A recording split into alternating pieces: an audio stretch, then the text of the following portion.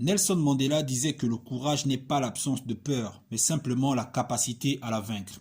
La vraie question, c'est de savoir s'il existe une méthode qui nous permet de développer cette capacité afin de prendre le dessus sur la peur. Dans cette vidéo, je me propose de partager avec toi deux astuces simples et efficaces qui te permettront non seulement de faire face, mais surtout de prendre le dessus sur ta peur. Sans plus tarder, installe-toi, c'est parti.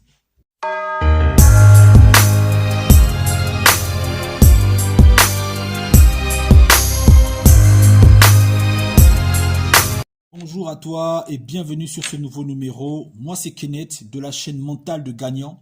C'est une chaîne qui fait la promotion du développement personnel parce que je fais partie de ceux qui sont persuadés que le succès comme l'échec sont avant tout des états d'esprit.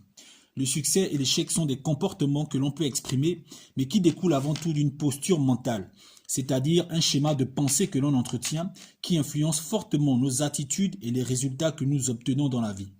Donc c'est une chaîne qui a pour vocation de partager avec toi des astuces et techniques simples afin de t'aider à te forger un état d'esprit de gagnant, afin de t'aider à développer des attitudes de gagnant et surtout afin de t'aider à te percevoir avant tout comme un gagnant.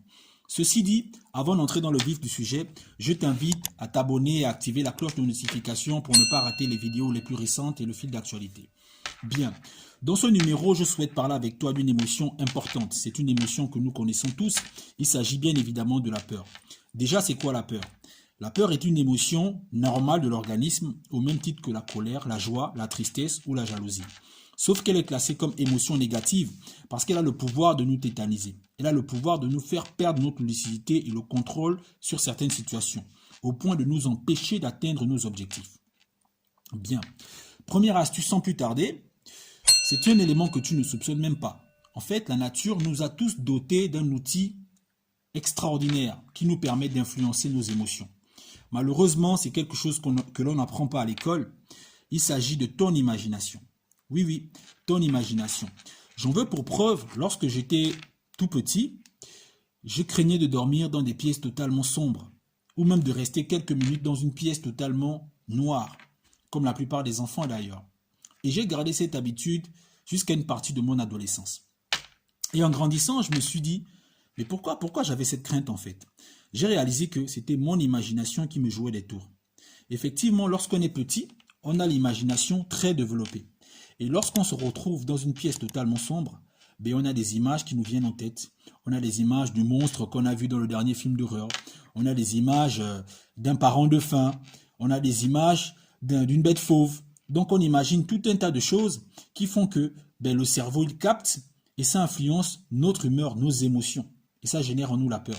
Et il faut rappeler, il faut dire que le cerveau ne fait pas la différence entre ce qui est fictif et ce qui est réel. Ça c'est prouvé scientifiquement.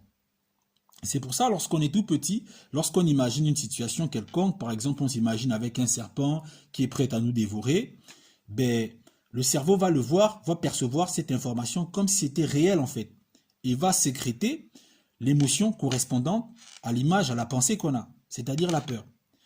Et j'ai réalisé avec le temps que, mais si je peux me servir de mon imagination pour amplifier mes peurs, je peux également me servir de la même imagination dans le sens contraire, c'est-à-dire pour prendre le dessus sur mes peurs, pour anéantir ma peur. La deuxième astuce consiste à effectuer un travail sur soi, à travailler sur ce qu'on appelle communément l'estime de soi, à revoir l'image que l'on entretient de soi-même à l'intérieur. Pour ce faire, il faut se conditionner mentalement. Il faut reprogrammer son cerveau, il faut revoir les pensées qui peuvent être limitantes. Je vais te prendre un exemple. Lorsque j'ai fait part du projet de la création de ma chaîne YouTube à un proche, ce dernier m'a clairement découragé de le faire en me disant ceci. Ne le fais pas, tu vas être ridicule devant la caméra. Ne le fais pas. Imagine toutes ces personnes qui te connaissent, elles vont se moquer de toi. Franchement, tu risques de te casser la figure. Je te déconseille de le faire. Tout ça, c'est pour te dire que si je ne m'étais pas fortement conditionné mentalement avec des affirmations positives telles que je suis fort, je parle sereinement, je suis confiant, je suis inébranlable, j'ai le contrôle sur la situation, rien ne me fait peur, je parle avec assurance. Je peux t'assurer que j'aurais peut-être succombé au doute et à la peur et je ne serais pas là en train de te parler présentement. Donc c'est important de te conditionner mentalement et positivement.